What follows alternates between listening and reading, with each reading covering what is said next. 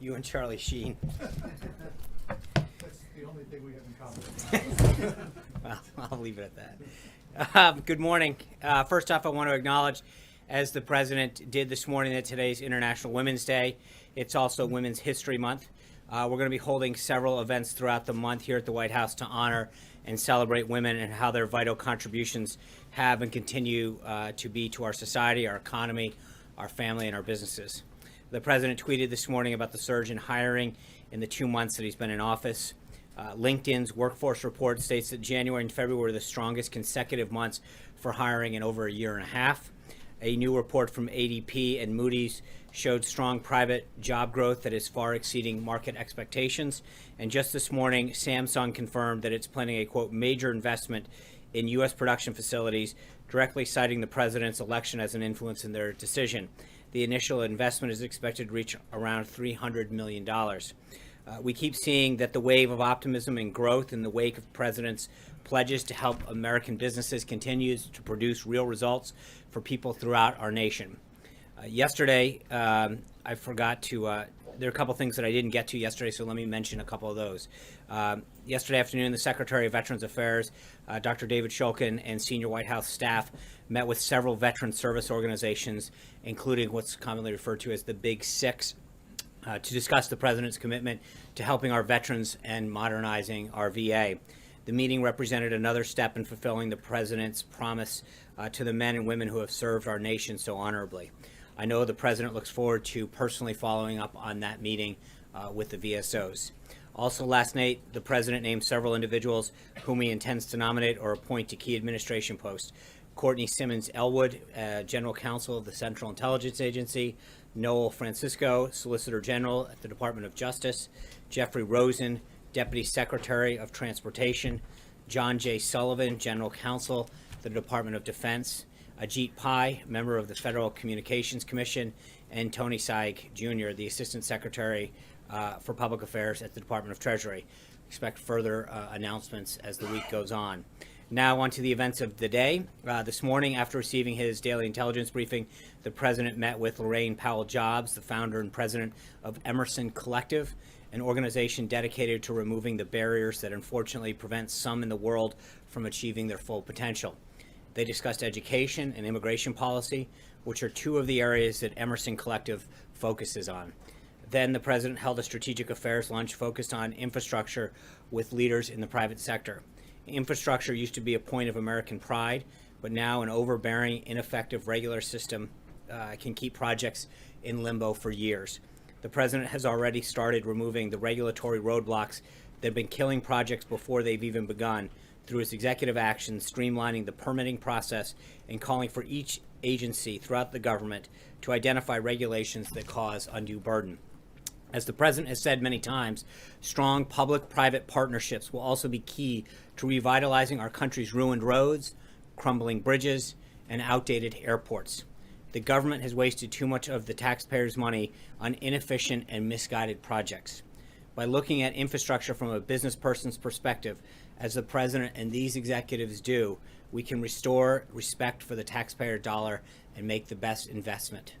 The President was particularly pleased to be holding this meeting now that Secretary of Transportation Chao, EPA Administrator Pruitt, and Energy Secretary Perry are all confirmed and getting to work. In attendance at the lunch, as I mentioned, were Secretary Chao, Secretary Perry, Administrator Pruitt, and then Richard Lefrock, the CEO of Lefrock, Steve Roth, the CEO of Vornado Realty Trust, Josh Harris, co-founder of Apollo Global Management, Bill Ford, the CEO of General Atlantic, Lynn Scarlett, the Managing Director of the Nature Conservancy, Tyler Duvall, the partner at McKinsey, and Elon Musk of SpaceX. Later this afternoon, the President will meet with Congressman Elijah Cummings to discuss rising prescription drugs prices. I know the President's looking forward to continuing the dialogue that they started a few weeks ago on the phone. At 4 o'clock, the President will meet with Interior Secretary Ryan Zinke, Senator Murkowski, and Senator Sullivan of Alaska. They're expected to discuss the priorities of the Department of Interior, especially as it pertains to the government-owned lands in Alaska. This evening, the President will meet with conservative leaders about health care. We'll have more details and participants on that meeting a little bit later this afternoon. The President and the Vice President continue to reiterate their support for the House bill on Obamacare repeal and replace, and look forward to working with Congress to institute a new health care system. Tonight, the President will have dinner with Senator and Mrs. Cruz, and finally, a couple of additional administration announcements. Today, the President and the First Lady announced the initial details for the 139th White House Easter egg roll taking place on Monday, April 17th. They are honored to continue the traditions of the past while creating new ones that will play a lasting role in the fabric of our nation's history. Tickets to the Easter egg roll are free to the public and will be allotted through an online lottery. Further details on the lottery and information on that day will be released later this month. Keep an eye on whitehouse.gov for updates on that. I'm also pleased to announce, a little bit proud, that the Taoiseach Kenny of Ireland will be visiting the White House for the traditional St. Patrick's Day visit on March 16th. We'll have further details on that visit as well as the other foreign leader visits later this week. With that, some questions. David Smith of The Guardian. Hi, John.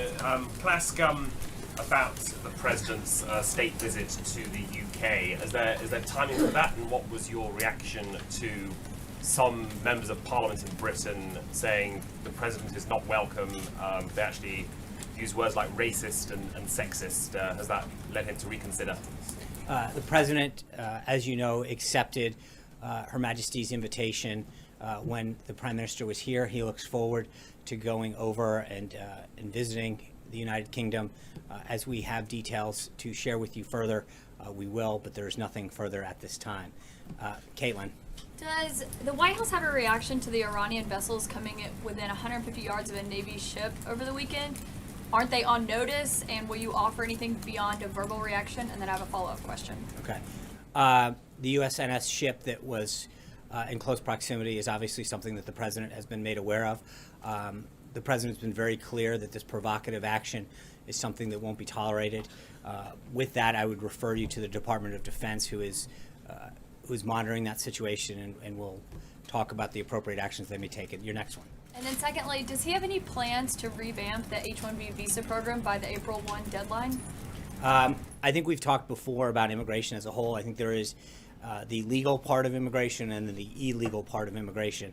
The President's actions that he's taken in terms of his executive order and other revamping of immigration policy have focused on our border security, keeping our country safe, our people safe, and then obviously whether it's H-1B visas or the other ones, spousal visas, other areas of student visas. I think there is a natural desire to have a full look at, comprehensive look at that. He discussed the RAISE Act yesterday with Senators Perdue and Cotton. We'll have more on that coming forward, but I think as the readout mentioned, he was very supportive of their efforts with respect to how we view legal immigration. He mentioned in his joint address that we're one of only a handful of countries that doesn't use a merit-based system of immigration, and that is something that we need to look at in its totality. Hunter. Thank you, Sean. I had two quick questions. Are you aware of any women who work at the White House who are participating in the strikes today? And also more generally, what is the administration's reaction to this protest? And do you think it's an effective way, skipping work is an effective way for women to demonstrate their power and significance? On the first part, I'm not aware of any that are not here. I think everyone that I'm aware of has shown up and is working really hard to advance the President's agenda. They're committed to moving this country forward. For those of us who have joined the President throughout government, I think, but obviously, as the President stated today, we want to recognize the contributions that women make to our businesses, to our families, to our economy, to our society. And, you know, it's a free country. People have the right to express themselves. But I think that we should, on a daily basis, not just one day a year, but 365 days a year, appreciate the contributions that women make in all of those categories. So it shouldn't be a daily thing, and it's hopefully we can help fix that a little bit more. John. Thanks a lot, Sean. There seems to be this groundswell of conservative opposition to the health care bill that was offered up by leadership in the House of Representatives. You mentioned the President's going to be meeting this evening with conservatives. What is his message to those individuals? Are they members of the Freedom Caucus? Will Senator Rand Paul be there? And can you give a sense about what the President intends to do to turn around that opposition that was quite apparent yesterday? So a few things on that. One, as I mentioned, we'll have a list of participants later. Two, I think that there has been a lot of, from business and conservative groups have been very supportive of this, whether it's Americans for Tax Reform, Americans Taxpayers Union, the Medical Device Manufacturing Association, the U.S. Chamber of Commerce, AvaMed, One Nation Health, Consumer Health Products Association, the Association of AMAC, the National Association of Wholesale Distributors, the American Legislative Exchange Council, and others. There's been tremendous support for this. We've had people throughout Washington, D.C. going to different associations and groups throughout the days, last couple of days, talking about the benefits of this. And we're going to continue to do outreach. He met, as you know, yesterday with the House Whip team, expressing his unwavering support for the bill and the process that's about to encounter. He'll work with these individuals today. And we're going to have a full court press. Our team is throughout the administration on local radio and local television to get that message right to the American people. To talk about both of the things that we talked about yesterday, why we have a crisis right now in healthcare and why Obamacare is failing. But then secondly, why the solution that the president's worked on with the House is the right one to bring down costs and to reinstitute choice. So that message is going to continue to get delivered both today and for the next several weeks until it passes the House and the Senate and comes back to his desk. But again, one of the important messages that I think those on the conservative side need to understand is right now there is an uneven playing field. If you get your insurance through Medicaid, Medicare, through the government, or an employer-based healthcare, you are untaxed, your employer's untaxed. It is those self-employed individuals, those small businesses that are paying the penalty for this. And that's what I think we have to remember is that we talk so often on the conservative side and on the Republican side about the importance of entrepreneurship, the importance of small businesses to our economy. And yet they're the ones who suffer right now with an inequity in the tax system. And I think that by leveling that playing field and by giving them more options and driving down cost, we're actually doing a very conservative thing here. By removing the mandate of a government mandated, you must buy this program or you will pay a penalty, and eliminating choice, we are enacting, I think, very strong conservative values in healthcare that give all Americans more choice at a lower cost. So I think that should be a very positive message, John. Yes, thank you. As a brand new federal employee, I'm sure you're aware. Welcome back. Yes, well, at the moment. Thank you. I'm sure you and your family are aware that Office of Personnel Management offers a very comprehensive health care program called the Federal Employees Health Benefit Program. Yes. You and anyone in this building, on the Hill, their staff, their family, their friends, not their friends, their family, can, well, maybe, who knows? Very, very generous. No, it's state of the art. The individuals involved in the healthcare situation right now, the debate, no matter how it plays out, can they really have the kind of sympathy and empathy for individuals who may not benefit nearly as much when they're negotiating all these plans, Sean? In what respect? Well, I mean, you're fine. You're covered. Sure, Yeah. but it's unfortunate. First of all, I'm not fine because I think because of Obamacare, premiums on everybody have gone up. No, regardless of what you pay, federal employees make a contribution to their health care plan as well. And I think that all premiums have increased over the last, whether you're in an employer-based system or not. So one of the big issues with Obamacare was in order to fix a problem that faced 15 to 20 million people is that the entire system got shattered and prices on everybody got ratcheted up. People who were on Medicaid suddenly lost their ability. So the issue was that in an attempt to solve a problem that affected a very specified and defined group of people, we affected the entire healthcare market. So whether or not you get it from an employer or not, but to your question, that's part of the issue. Hold on. Here's the issue. You're right. You're absolutely right. Right now, if you're a federal employee, in a lot of cases in state, you get to open a book and you get to look at what plan matters to you. What plan is best for you or your family? How much do you want to pay? How much coverage do you want to have? What's the copay you're willing to risk? What services or benefits do you want as part of your plan? Absolutely. But the issue is for so many Americans, they don't have that choice. For a third of everyone for a third of the counties in this country, they've got one choice. One. And in a lot of states, they've got none, or the exchanges are becoming fewer and fewer. The number of doctors and plans that take Medicaid, fewer and fewer. So to your point, I think actually we're in a unique place because we get to understand what the average American should get, that we shouldn't be limited to a specified number of people. I appreciate your argument. Very well taken. Thank you. However, I'm going to compare a GS5 or a GS9 to a senator or a secretary of one of the agencies. Okay. I mean, the safety net on those individuals gives them a certain cushion. And they're negotiating, but do they really have that kind of compassion or that kind of empathy for the people who, in fact, may be thrown off the health care? I mean, I think that just because somebody has health care doesn't mean that they can't empathize with somebody who doesn't. We all have family and friends that are suffering. I mean, that's like saying because I have a job, I can't be empathetic to somebody who doesn't have a job. I mean, we all have family or friends. It's the same thing when we watch a friend or a family member suffer through a terminal disease. Because we haven't suffered through it doesn't mean that we can't have compassion towards that person or be concerned on how much that bill is costing them. I mean, that's actually, in some ways, it's depending on, the relationship you have with that person, you can even feel worse. You can feel guilty about how much you have and how you're not able to help that person. I think in many cases, that's what drives us, is to know that there are options available to some Americans and not others. I appreciate your response. Thank you. John. John, we've confirmed that there is a criminal investigation into this alleged theft of cyber tools from the CIA by Wikileaks. What can the White House tell us about the situation, in particular the fact that it seems like there's another leak from the intelligence community that's on the scale of Edward Snowden? And can you assure the American people that none of these tools have ever been used against them?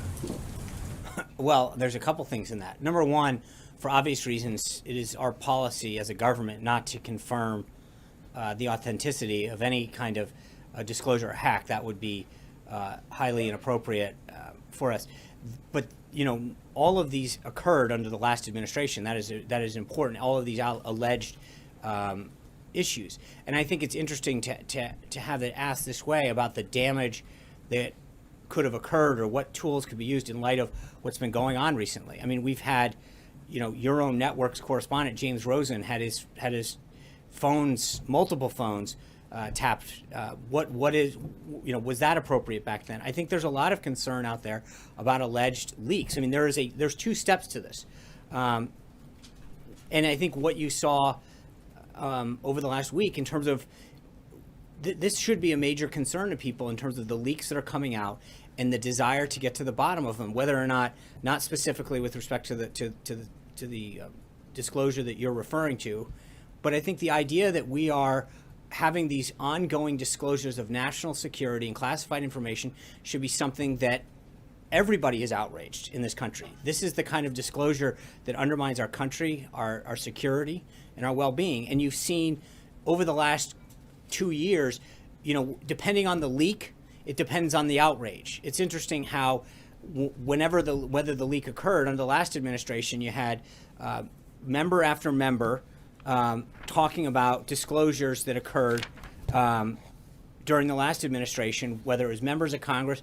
Elijah Cummings expressed concern during the last administration in terms of the Americans that were, when it dealt with Hillary Clinton, there was complete outrage about the leaks that occurred, members calling for investigations into the leaks.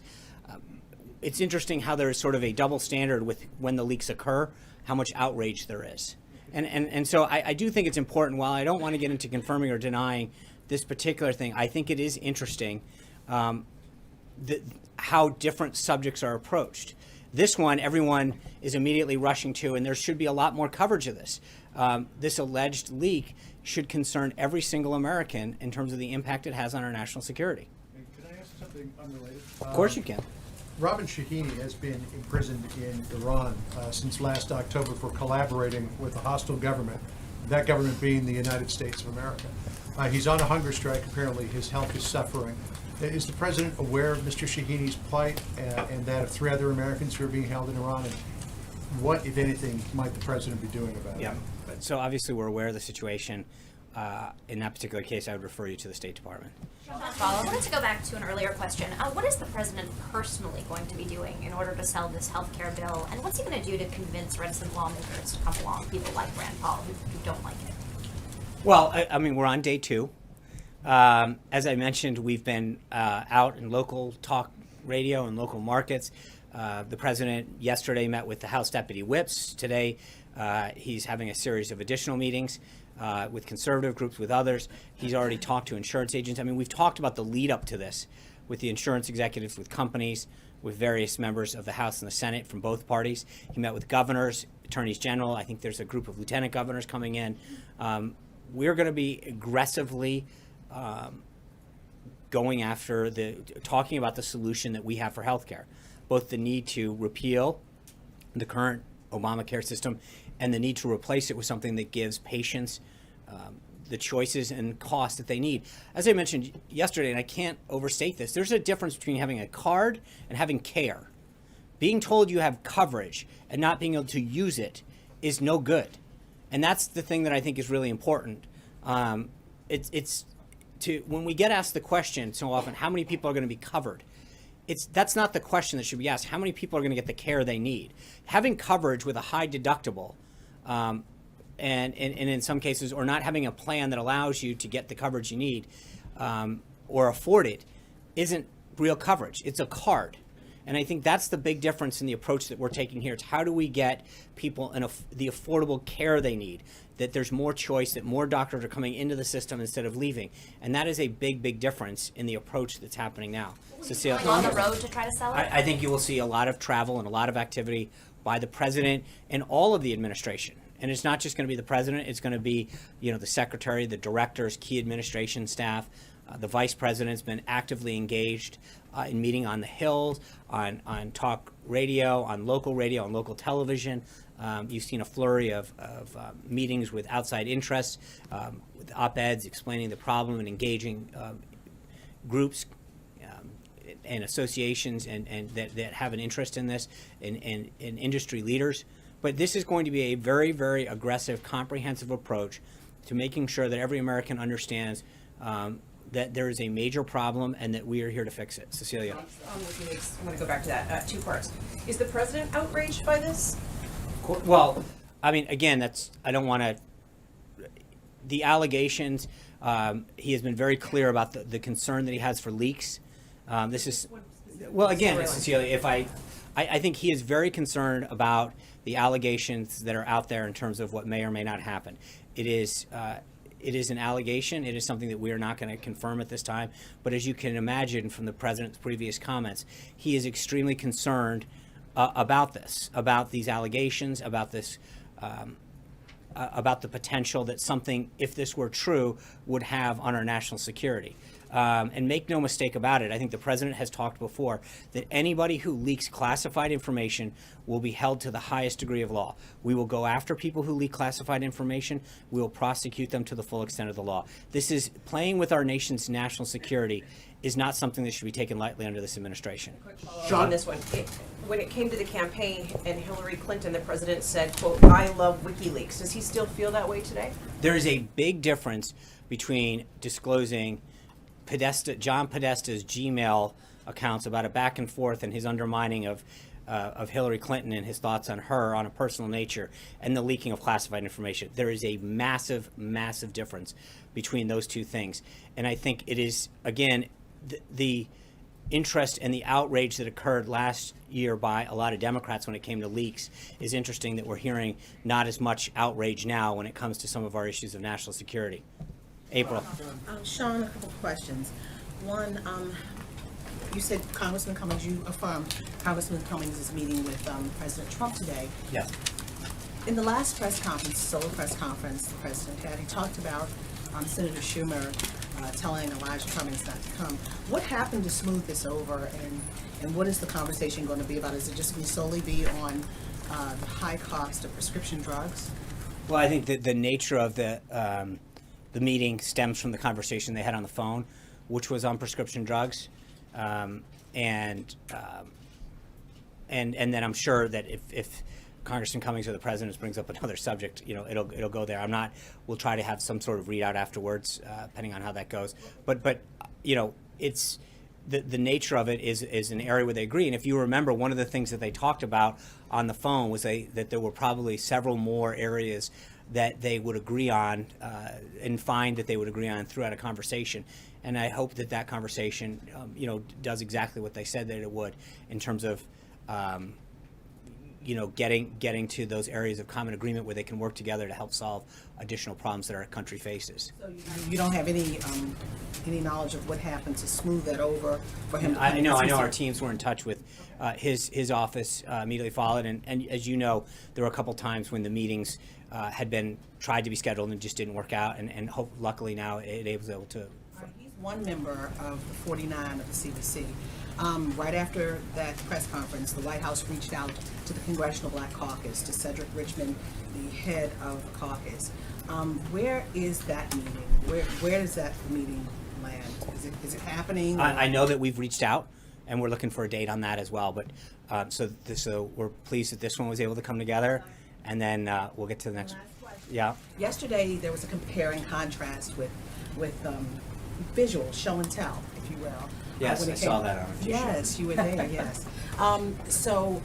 And you compared and contrasted about how you're going about it and how the Obama administration went about Obamacare.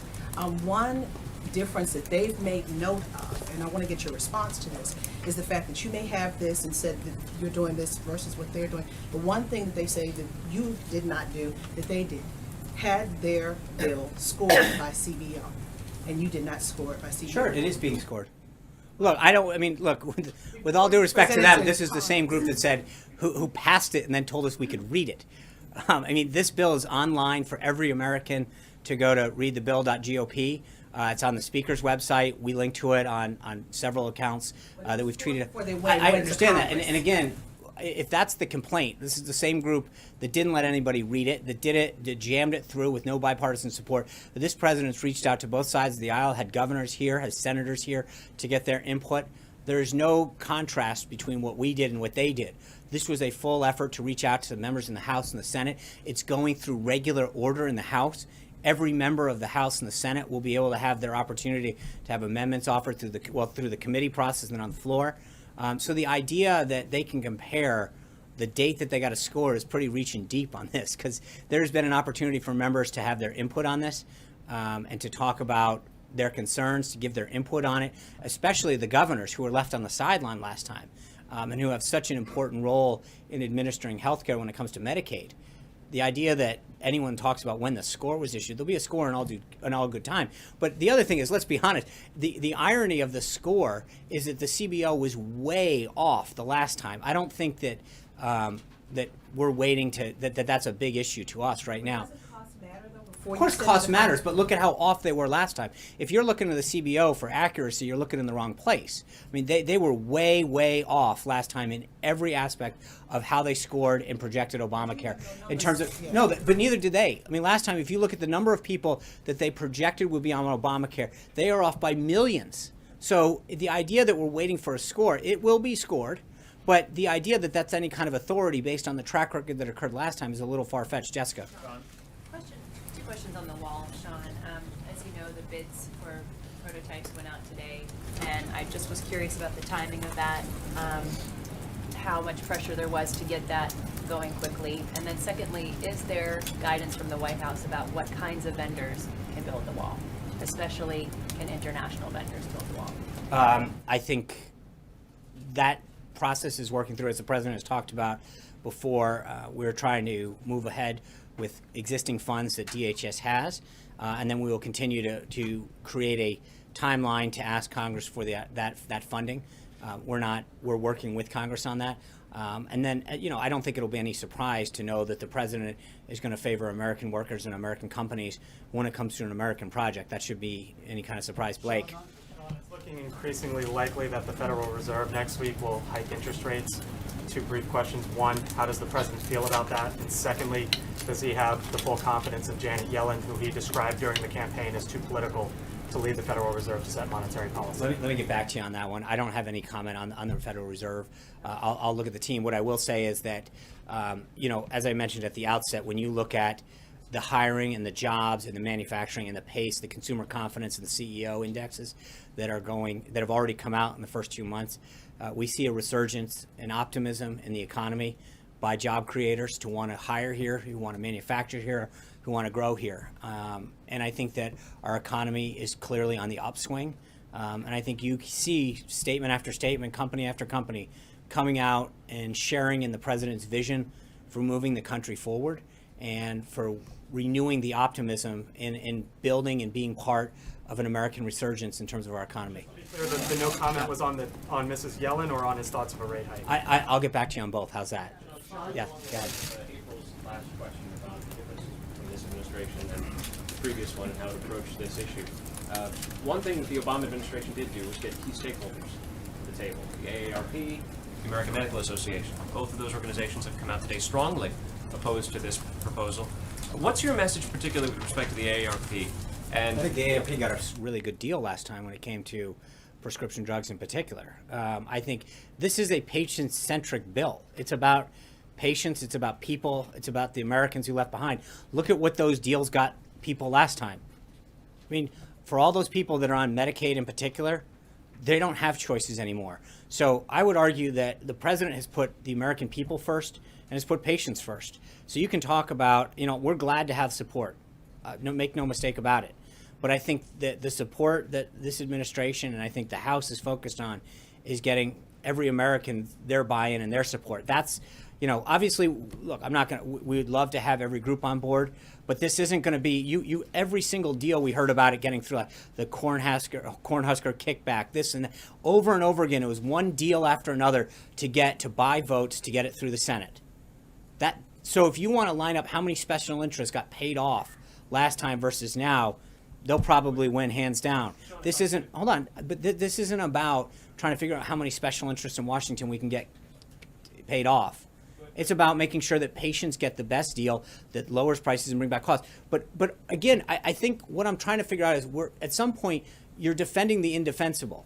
Nancy Pelosi put out 3 criteria for how they judge Obamacare, and by their own standards, they fail on all 3. Costs are up, choices are down. There's no other way to judge that. By every account, every single premium, by every standard is up. Choices are down across the country. So there is a horrible deal that the American people got sold. And what we're trying to do is put patients back first in line. So the AARP is specifically talking about patients in their 50s and 60s. The AARP describes this as an age tax that will disproportionately affect people who right now are low income, benefiting from subsidies under Obamacare, and could stand, according to the AARP's estimate, to take a hit of thousands of dollars in their premium payments each year when the subsidies go away and the tax credits go in. What's your message to those people who voted for the president? Right, and the message for the president is that we want you to get more choice and a lower cost. And I think that as we work this bill through daylight, not jam it through in the middle of the night, that they're going to see, as more and more people will, that this is a deal for the American people that's going to put patients first, lower their costs, and give them more choices. But again, there is probably not a person out there, either through themselves or a loved one or a friend or a colleague, that has seen choices go down and premiums go up. So what people are dealing with now is not acceptable. And I think that the idea that anyone is defending the current status quo, and even in some of the statements of some of the groups, they admit that there's a problem right now.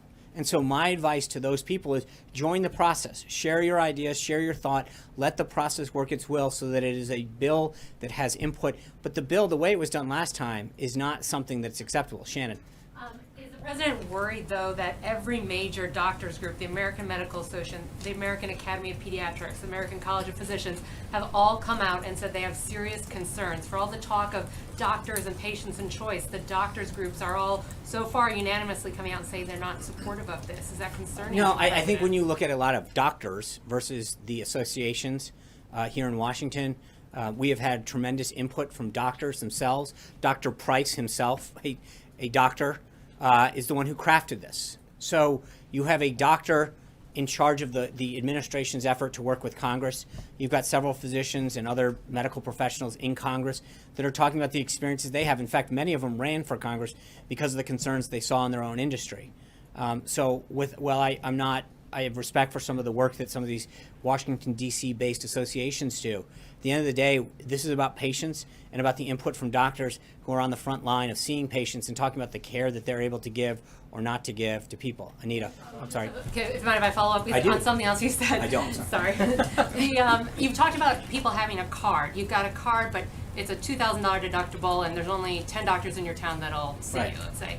Well, but that's better than nothing if you get cancer or hit by a car. So maybe this makes access, right, but it is better if no insurance. So if this expands access to people and choice, but it reduces the number of people who actually have But I don't think health insurance. So can it do both? Yeah, of course it can, and it will do both by ensuring that more people. Right now, you've got more people not, paying the penalty and saying, "I don't want health care. I'm not going to pay the penalty because costs are too high."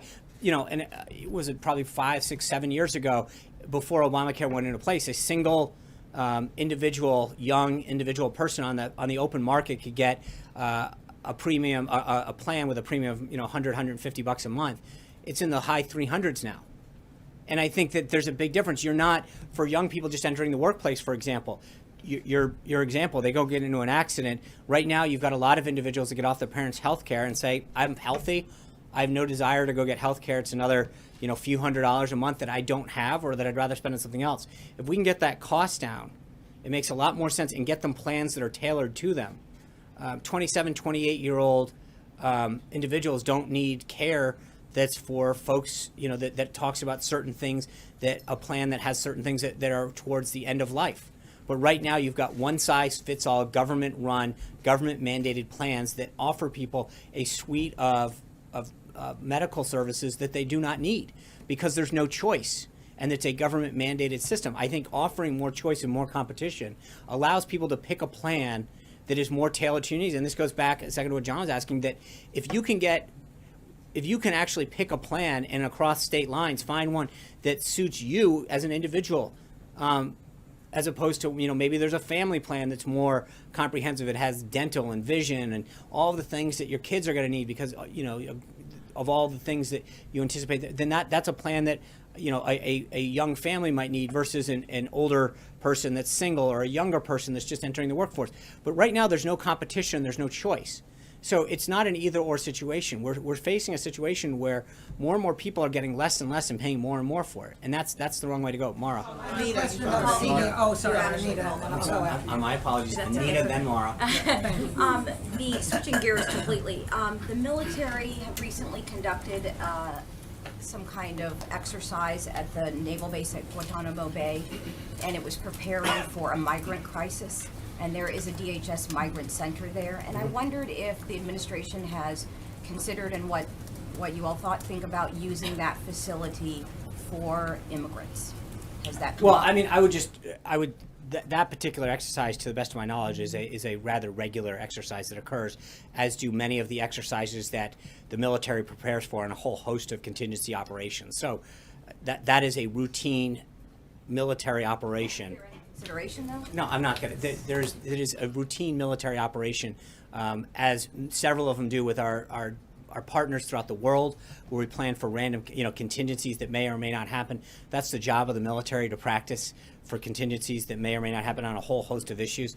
But to try to ascertain, Are you all considering using the facility for immigrants? there is nothing to consider it for. I think we're fine right now. There's nothing that we would need to use it for. But again, I mean, I think part of the goal of preparing the military going through various exercises is on a whole host of issues. On refugees, they prepare for natural disasters.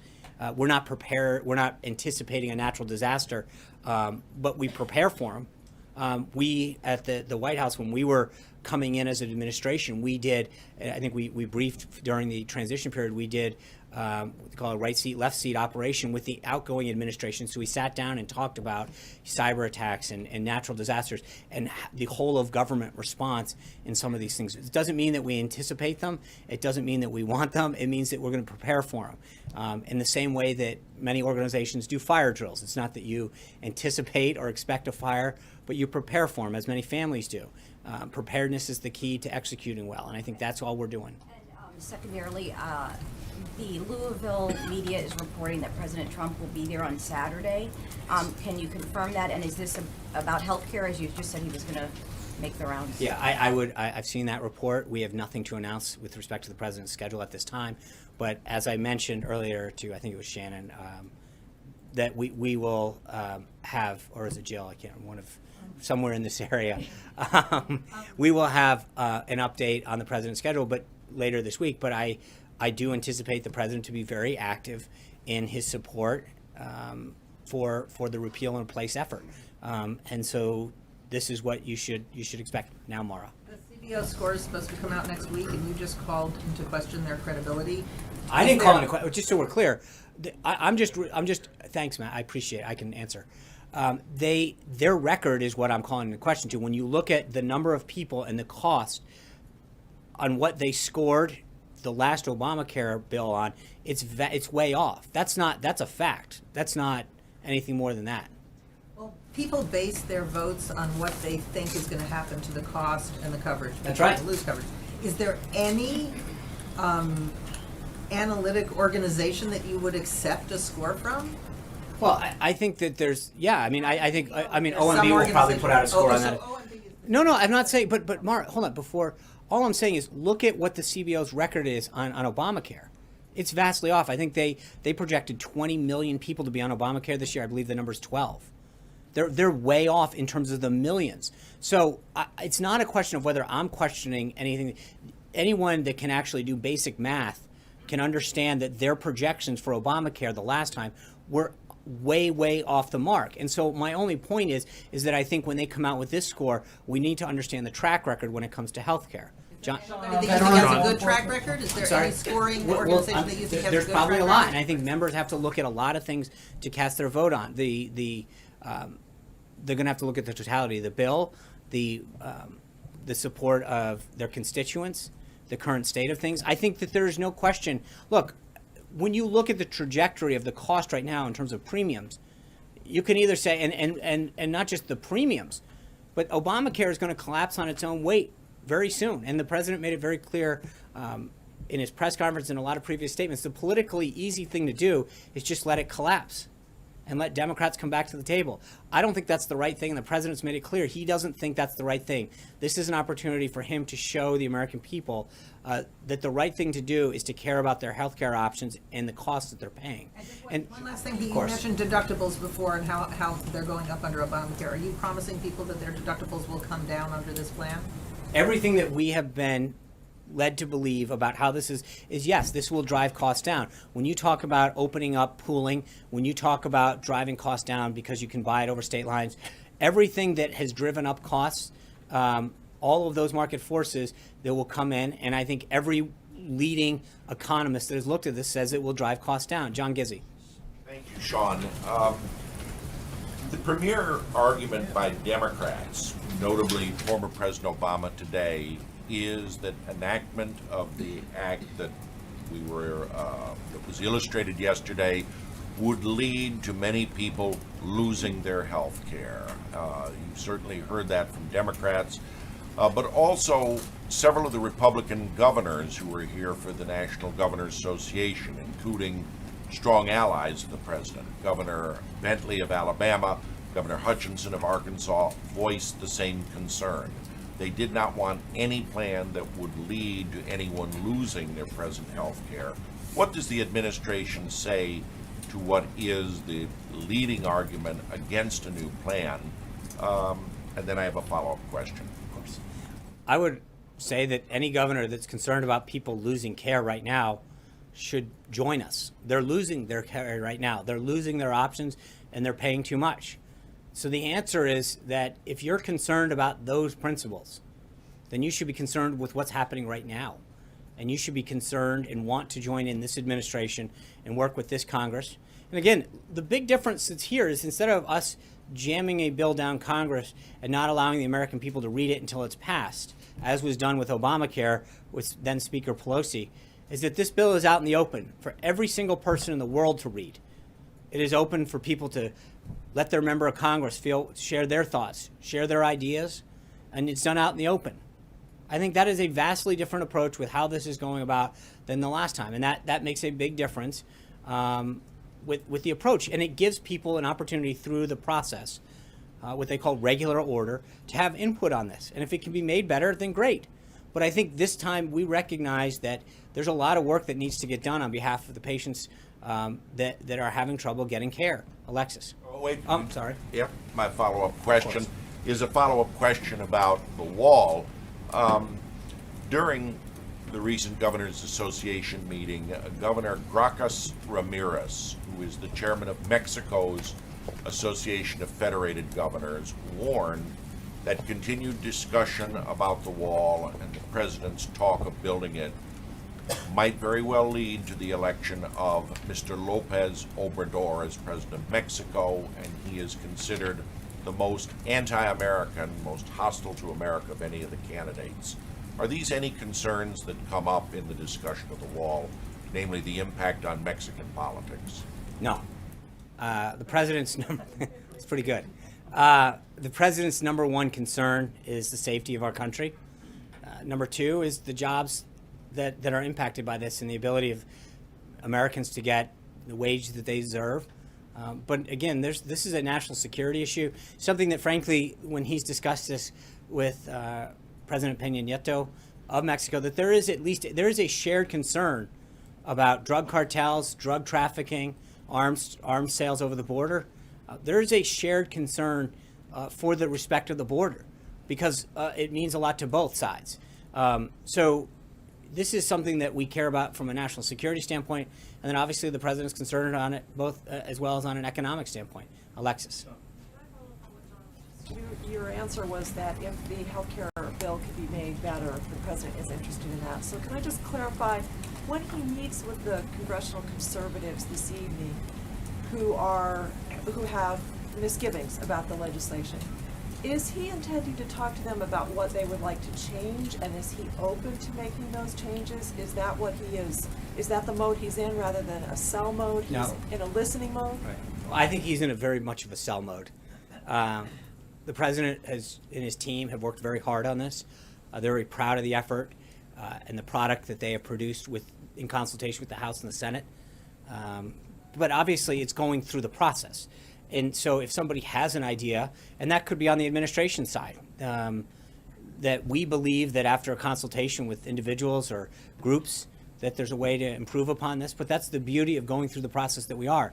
But make no mistake, the president is very proud of the product that we have produced. We are out in full sell mode all around the country talking about how we think this is the best way to solve the problem that the American people face, and that why we believe that the solutions that we put forward in this bill are the right ones and that will benefit them. Go ahead. And can I follow up and say, before the president meets with Chancellor Merkel next week, is it possible that we could see the president for a more general multi-question news conference? He's been a little press shy this week, and from North Korea to healthcare selling to CIA leaks, we'd love to talk to him. Could we see him for a news conference? I will ask, Alexis. Would you ask him? If you're not the only, I'm sure, I'm not, is there anyone else? I would be glad to ask. Show of hand. Okay, thank you. I appreciate it. I'd be glad to ask the president, share your request with him, and I'll see what we can do on a schedule. But as you know that he is very busy these days. He has done a lot of sprays. He will continue to interact with you guys, but I would be glad to make your requests known. Katie. Katie. Sean, yesterday Secretary Price said that the bill that you guys have introduced, both the repeal and the replace, are starting points. And Yeah. on Capitol Hill, there was a lot of talk of the starting point being a non-starter. So it seems like there's negotiations that need to be made. Does the president have any non-negotiables in his bill that he will not take out, even at the request of conservatives? Well, Katie, I mean, I think as I was just saying to Alexis, that it is a starting point. It's going through regular order in the House. And so part of that process is it goes through the committee markup hearing, both in Ways and Means and House Energy and Commerce Committee. That by its very nature allows for input on through both of those committees, and then ultimately on the floor before it moves over to the Senate, and the Senate goes through a similar process. So I think, frankly, we're just acknowledging the reality of where the process is. But you know, we're proud of the process. We're proud of the input that we've received from governors, from senators, from individuals, associations, companies, and we feel very proud of the work that is encapsulated in this bill and the results that it'll yield. And so that being said, I think the president understands as a businessman that if someone's got a really good idea, that he's going to listen to it, and if he can be part of the process to help make something better, there's nothing that's going to preclude that. We have been very open to listening to people. We're very proud of it. We're going to go out, as I said, in full sell mode. But if there's an idea that comes across, we're going to entertain that to make it clear. Hallie. Two topics. Yeah. First one, healthcare. And then I'll have a follow-up on that. In the past, you and others have accused Democrats of rushing through the original healthcare law. Now, there are some Republicans, including today, who say this is simply moving too fast. Is the president willing to accept a delayed timeline if it pushes repeal and replace into later in the year? I don't. Going through the process can't be delayed. I mean, by its very nature, we're going through the committee process. There are two House committees. So you said timeline being maybe Easter break. But again, that's after subject, that. right? But I would argue it's subject to how the House does its will, and then how the Senate does. I think obviously we would like this to move forward. There's a lot of stuff in the queue. We've talked about tax reform. This bill is attached to the FY17 budget reconciliation, and I know that for a lot of Americans that means nothing in terms of the phrase and the nomenclature that surrounds how Congress does it. But it's important to recognize that that vehicle allows Congress to do certain things and not others with a 50 vote, with a majority vote in the Senate. That's important. There are certain things that you can do through that you can't do through other vehicles, and that will take a 60 vote and that you can do administratively. So it's actually, if you heard Dr. Price talk yesterday about the 3 phases, it's actually multi-phased, it's going through regular order, but there is simply no contrast between how we are approaching this and how Democrats approached it last time. Number one, there's actually been input from across the aisle, both from the governors who are here, attorneys generals, outside groups. House and Senate Democrats have been able to provide input to both staff, to the senior administration officials, and to the president. And then secondly, it's actually going through the process. So while we can predict a timeline, ultimately it's going to be up to the House and then the Senate to determine how fast it goes. But there are members on each of those committees, and then ultimately every member on the floor that has the ability to give input. Before my other question, I'm just curious about this meeting with Senator Cruz tonight. He has come out and expressed some skepticism on the bill as it stands now. Presumably that will be part of the topic of conversation, but as you mentioned, Heidi Cruz is coming too, and I'm wondering if the president has any plans to apologize to her for the insinuations he made on the campaign trail. I think they're looking forward to a great dinner. He had dinner with the Rubios a couple days ago, maybe a week ago. He had lunch yesterday with Senator Graham. This is, as I stated weeks ago, the president is going to continue to have outreach to members of Congress, both parties. He's meeting with Congressman Cummings today. This is a president who wants to engage with members of both sides of the aisle in both houses, but also groups, business leaders, union leaders. The AFL-CIO head, Richard Trumka, was here yesterday. This is a president that's going to engage with everybody that can help join in proposing ideas and thoughts and opinions on how to move the country forward. So he looks forward to dinner tonight with Senator and Mrs. Cruz, as he has with several others. And I think you're going to see more in a continuation of this kind of effort to reach out and get people's ideas. Margaret. And then on intelligence, I had that second topic. Yeah. Does the president believe the CIA has been compromised in any way? With respect to the disclosure, is that what you're... Again, I'm not going to... it's U.S. government policy not to confirm this. I think he has obviously been very concerned, as I've stated, about the disclosure of national security on any level. It undermines our country's national security. And I think that, I just will say, I think there's also been a big double standard when it comes to disclosures of national, of classified information, and the outrage or that exists when one side has it happen versus another. There was, I think that there has been a lot of disclosures about national security that occurred last cycle when there was potential that the FBI had leaked certain information. The members of Congress on the other side of the aisle, Hillary Clinton and others, talked about how there was so much concern about classified information. We're seeing such silence and outrage from the media, from others, with the current disclosures now, with things that may or may not have happened towards the 2016 election when it comes to this side. So I think there's a vast difference when it comes to how the disclosures are approached. Yeah. Thank you, China on North Korea. And what is the President Trump's policy toward North Korea, and what is his decision on the North Korean policy? On the politics? No, policy. Policies. Well, I mean, we're very troubled by the launch of missiles that have occurred from North Korea. I think that's why the THAAD missile system that we've started to deploy into South Korea is so important. We're continuing to work with the government of South Korea to make sure that they have the defenses necessary to protect themselves. The deployment of the THAAD system is critical to their protection, as witnessed by this weekend's ballistic missile test. China and the United States in particular both understand the threat that North Korea poses to the region, and I think that there's areas in concern that we can work together to protect the country. Trey. You forgot to call on Today Margaret. with International Women's Day, there's a lot of concern about access to health care for women. Right. Will the president commit to reaching out to female Democratic lawmakers as the next two phases of this health care bill continue? And additionally, what is the president's stance on access to birth control for women across the country? Well, I think that question was asked and answered by Secretary Price yesterday. With respect to women's health, the president has also made it clear that he intends to have a substantial increase in funding towards women community centers that fund women's health services, and that will be reflected in his budget. Margaret. Thank you. Sorry. Sean, is the president the target of a counterintelligence investigation? I think that's what we need to find out. There's obviously a lot of concern. I mean, I mentioned to John, there was considerable concern last cycle when a reporter was the target of one. But part of the reason that we have asked the House and the Senate to look into this is because of that. And I think, it was interesting. I think if you look at last week, all of a sudden these stories that keep coming out about the president and his links to Russia, it is continued to be the same old, played over and over again. The president has made clear he has no interest in Russia, and yet a lot of these stories that come out with respect to that are frankly fake. They are a series of fake allegations that at the bottom note, while there's no evidence to substantiate any of this, it's the same unnamed sources, quote unquote associates, that we get tagged with, and yet there is no evidence that continues to be shown in every single person that gets briefed on this.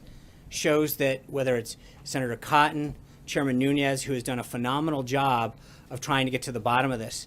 But it's interesting, I think, the double standard that exists between the concern about getting to the bottom of the allegations that, with respect to the president, that there are on so many other issues. When you talk about He doesn't know whether he is well, the no, target of a program. but I think that's one of the issues that we have asked the Senate and House to look into.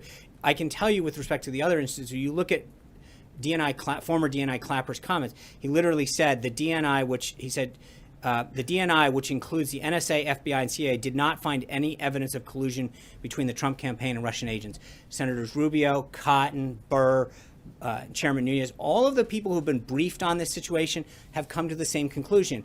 And it is interesting how many times this fake narrative gets repeated over and over and over again.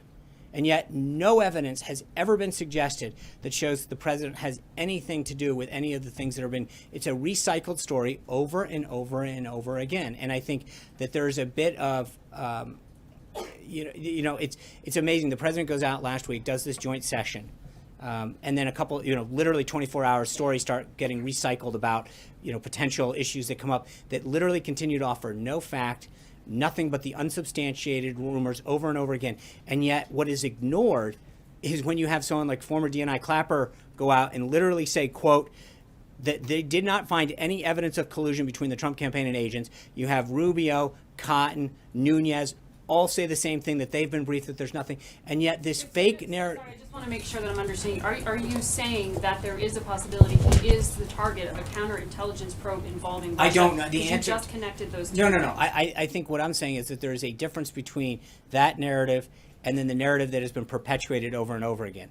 The concern that the president has and why he asked the Senate and House Intelligence Committees to look into this is to get to the bottom of what may or may not have occurred during the 2016 election. But the interesting, Margaret, is that when you look at every single person that's been briefed, they've all come to the same conclusion, that nothing happened during the 2016 election tying him to Russia. And yet the fake narrative continues over and over and over again. And the idea that it continues to be recycled without any substance, without any evidence, it needs to stop. The president said he was tapped. He said that as a fact. I understand that, and that's why we were very. No, that's not what I said. What I said was that. Hold on, Mark. He's the target of an investigation. But his wires were tapped. Hold on, one at a time. I said that the president made clear on Sunday that he has asked the House and the Senate Intelligence Committees to use their resources and their processes to examine the facts and come to a conclusion. Chris.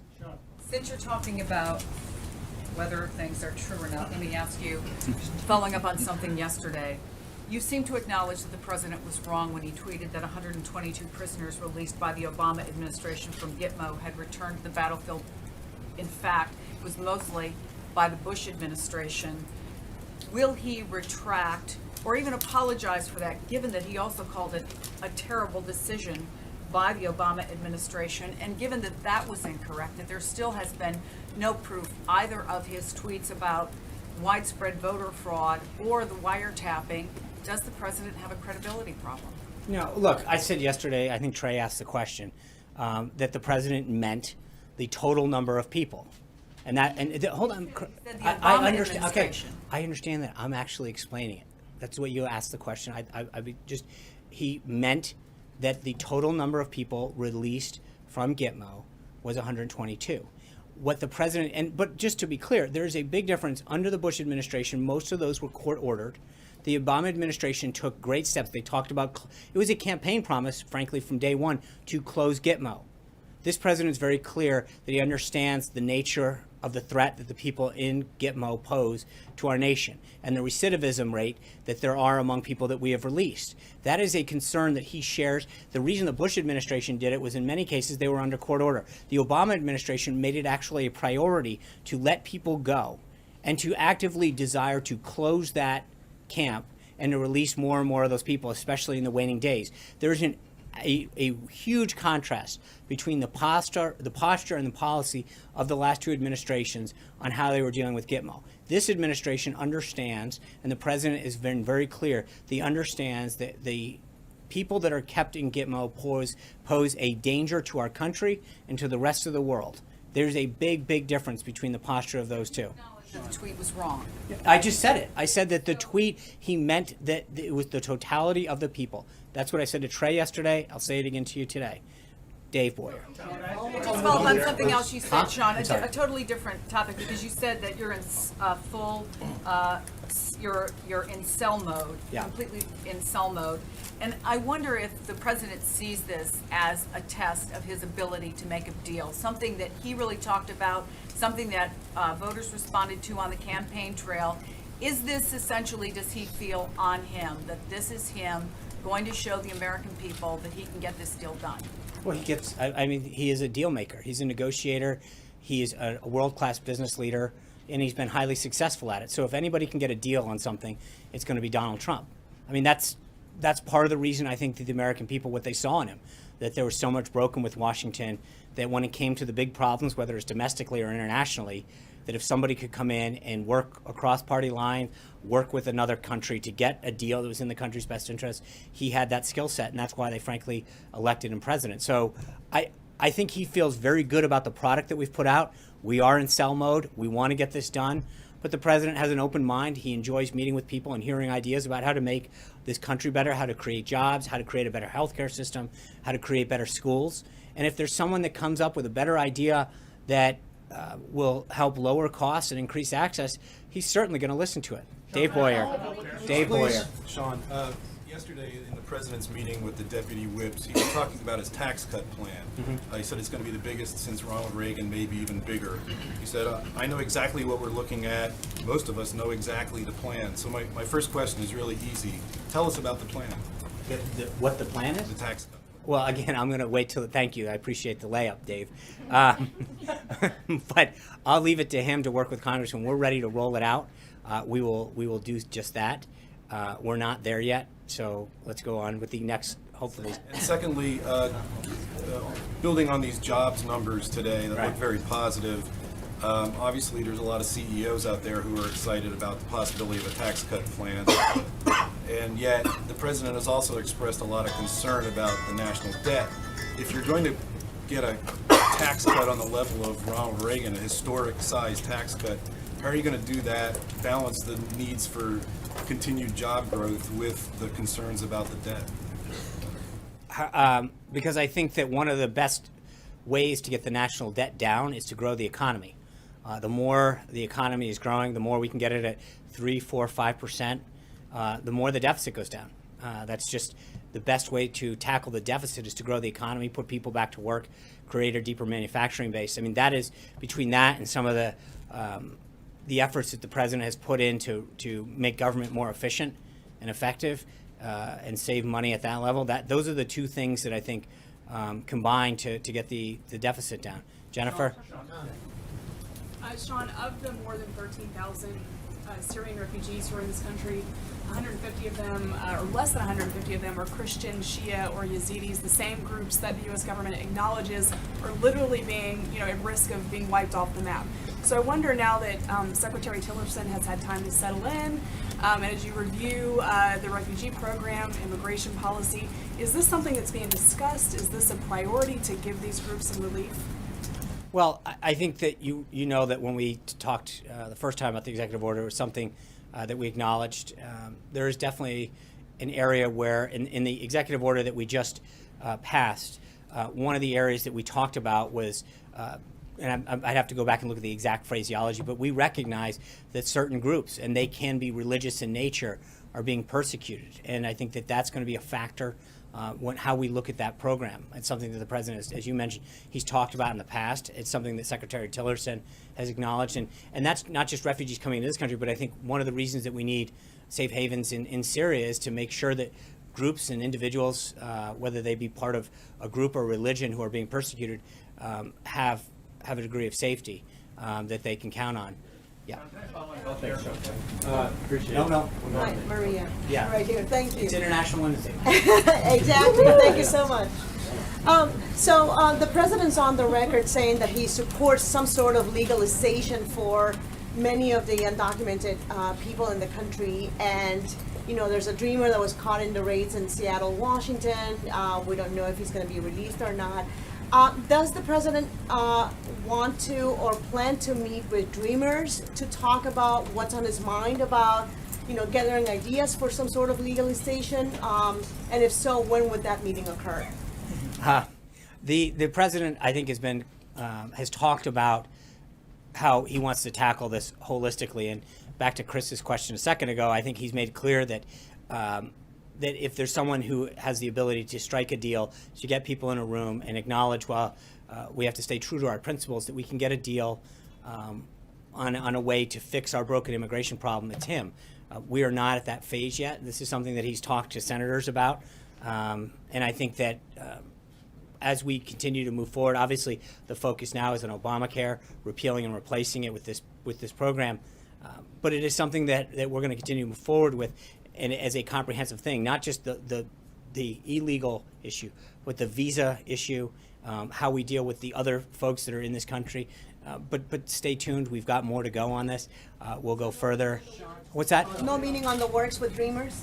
No, there's nothing on the schedule at this point. Yes. One policy question. I'm sure you're aware of reports that the president has ordered the Pentagon to step up the attacks on Al-Qaeda in Yemen. Does this mark a new strategy, rather?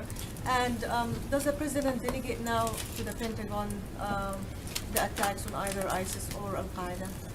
Well, I think the president talked about this a lot during the campaign, about giving the authority and trusting the generals and the decision makers of his national security team with executing what they need to prosecute the war on terror and the war against radical Islamic terrorism. So it's not a question of delegating authority. There's certain things, and we addressed this in the briefing in previous weeks, but there's a big difference. He's not delegating the authority, but making sure that they have the ability and the timeliness to act in an appropriate manner to prosecute the case and to go after terrorists in a way that they probably weren't last time. So, I mean, there's a big difference between the approach of this president and the last administration in terms of giving the generals and the leaders in the national security team and the Defense Department the tools and authority they need to prosecute the case against ISIS. Sarah. Gabby. Thanks, Sean. You'll get it someday. I know. Get switch. Israel's defense minister said yesterday that U.S. officials had sent a direct warning to Prime Minister Netanyahu against annexing parts of the West Bank. I wanted to know if that was at the request of President Trump, and then also if you could tell us where the White House is in terms of reaching a deal with Israel on what they consider permissible settlement construction. Well, as you know, yesterday the president spoke with Prime Minister Netanyahu. That conversation largely had to deal with areas of regional security. I don't have anything further to read out on that, and I know that when they met here at the White House, there was discussion of settlements, and the president was very clear about what his desires and his wishes were. I think as we continue to follow up with Israel in the coming weeks, we will have more on that. Yeah.